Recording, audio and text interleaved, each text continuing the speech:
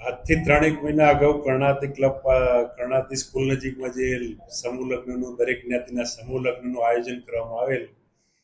તેમાં આયોજક તથા આરોપી ચંદ્રેશભાઈ જગદીશભાઈ છત્રોલા રહે પુનિતનગર રાજકોટ વાળાએ જે દરેક સમૂહ લગ્નમાં જોડાનાર પાસેથી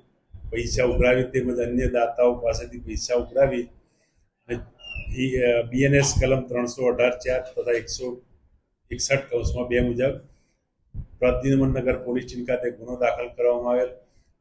જે ગુનાના કામે અગાઉ 4 આરોપી પકડાઈ ગયેલ છે અને જે મુખ્ય આરોપી તો પકડવાનો બાકી હતો, જે એલસીબી ઝોન 2 દ્વારા પકડી અને પુરાનગર પોલીસ સ્ટેશન ખાતે સોંપેલ છે અને હાલમાં તેને તપાસ ચાલુ છે અને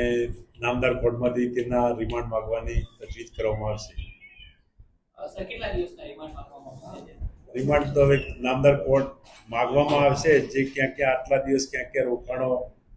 કઈ જગ્યાએ રોકાયો, એમાં તે બાબતે રિમાન્ડ માંગવામાં આવશે. એલસીબી ઝોન 2 દ્વારા પકડવામાં આવેલ છે અને ભાગતો ફરતો તો અગાઉ નામદાર સેશન કોર્ટ તેમજ નામદાર હાઈકોર્ટમાં આગોતરા જામીન મૂકેલ, જે નામંજૂર થતા જુદી જુદી જગ્યાએ નાસ્તો કરતો હોય, જેને એલસીબી ઝોન 2 દ્વારા પકડી આપવામાં